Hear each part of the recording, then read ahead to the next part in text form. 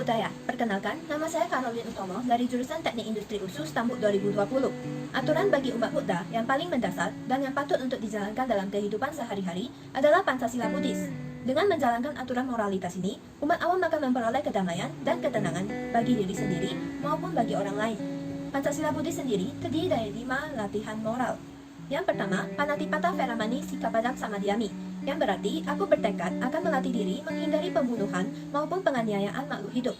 Inti pemahaman dari sila ini adalah menghargai hak hidup setiap makhluk dan melatih cinta kasih terhadap semua makhluk. Sebagai umat, sudah seharusnya kita menghindarkan diri dari pembunuhan ataupun penyiksaan terhadap makhluk hidup, baik hewan yang paling kecil seperti semut, nyamuk, sampai hewan yang besar.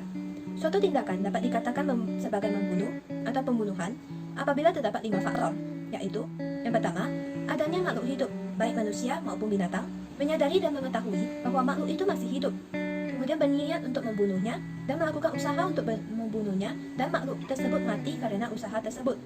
Bila seseorang melanggar sila pertama, maka ia akan menanggung akibat perbuatan buruknya, seperti ia akan terlahir kembali dalam keadaan cacat, berbadan lemah, dan cenderung berpenyakitan. Ia tidak akan merasa tenang, umurnya relatif pendek, dibenci, dimusuhi orang, maupun terbunuh oleh berbagai sebab.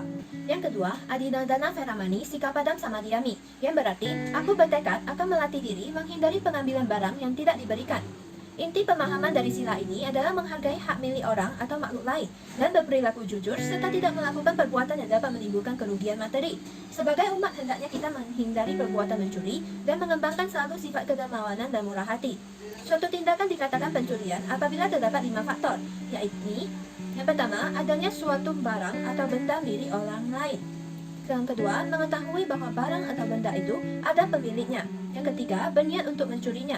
Yang keempat, melakukan usaha untuk mengambilnya. Dan yang kelima, berhasil mengambil melalui usaha itu. Contoh perbuatan yang melanggar sila kedua adalah mencuri, mencopet, merampok, memeras, berjudi, menyelundupkan barang, dan sebagainya. Akibat dari seseorang yang melanggar sila kedua ini adalah si pelaku akan dilahirkan kembali dalam kemiskinan, tidak mempunyai banyak harta benda dalam penghidupan sekarang, dan akan menderita kerugian atau kebangkrutan dalam usahanya, akan menderita kelaparan, dan tidak berhasil memperoleh apa yang diinginkannya. Yang ketiga, Kamesumi Cazara Veramani Sikapadam Samadhyami, yang berarti aku bertekad akan melatih diri untuk menghindari perbuatan hubungan kelamin yang tidak benar.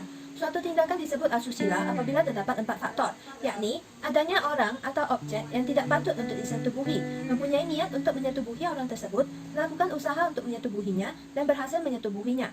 Yang dimaksud dengan berhasil menyetubuhi atau berhubungan kelamin adalah berhasil memasukkan alat kelaminnya ke dalam salah satu dari rahim, dubur, dan mulut walaupun sedalam biji wijen. Hal-hal lain yang juga dikategorikan sebagai pelanggaran sila ketiga yang juga harus dihindari adalah berzina atau melakukan hubungan kelamin bukan dengan suami atau istrinya, berciuman yang disertai dengan nafsu birahi, menyenggol, mencolek, meraba, dan sejenisnya yang disertai dengan nafsu birahi. Akibat yang diterima apabila melanggar sila ketiga yaitu hidupnya tidak dihargai, mempunyai banyak musuh, mempunyai pasangan hidup yang tidak disenangi atau tidak disukai, dan terlahir sebagai kasim, waria, banci, homoseksual, atau pecinta sesama jenis. Yang keempat adalah Musawada Veramani Sikapadam Samadhyami, yang berarti aku bertekad akan melatih diri untuk menghindari ucapan yang tidak benar. Inti pemahaman dari sila keempat ini adalah agar setiap orang menyampaikan sesuatu hal sebagai kebenaran, memakai kata-kata yang manis dan bersahabat, enak didengar dan lemah lembut, mempunyai arti dan berguna bagi orang lain, tidak menyebabkan orang lain menjadi tersesat ataupun tertipu, serta menghindari kata-kata yang dapat merusak nama atau reputasi orang lain.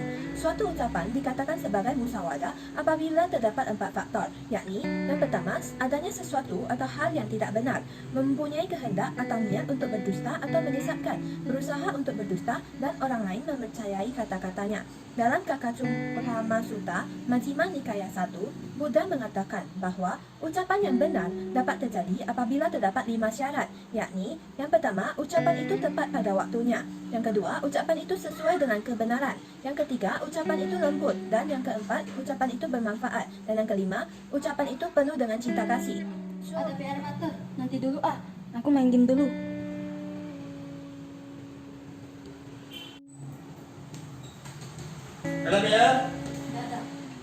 Seorang umat awam hendaknya selalu mengucapkan ucapan yang benar dan menghindari perkataan yang tidak benar, sebab ucapan yang benar akan menimbulkan kebijaksanaan, menciptakan perdamaian, dan menjauhkan perpecahan, sehingga di dalam hidup bermasyarakat akan tercipta suasana yang tenang karena tidak ada kebohongan di antaranya. Karma atau akibat yang timbul apabila seseorang melanggar sila keempat adalah mulutnya akan berbau busuk, bicaranya tidak jelas, ucapannya tidak dipercayai, hidup jauh dari kerukunan, menjadi sasaran penghinaan, serta tidak mempunyai kebijaksanaan luhur. Untuk itu, hindarilah ucapan-ucapan tidak benar dan selalulah mengucapkan kata-kata yang benar dan bermanfaat.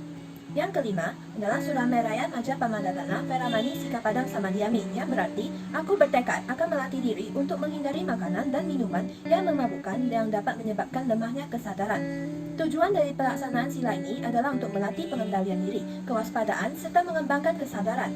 Sila kelima ini telah dilanggar apabila terdapat 4 faktor, yakni yang pertama, adanya sesuatu yang merupakan sura, meraya, atau maja, yakni sesuatu yang membuat nekat, mabuk, tidak sadarkan diri, dan yang menjadi dasar kelemahan dan kecerobohan. Yang kedua, adanya niat untuk mengonsumsinya. Yang ketiga, mengonsumsinya atau menggunakannya. Dan yang keempat, timbul akibat seperti mabuk dan menurunnya kesadaran.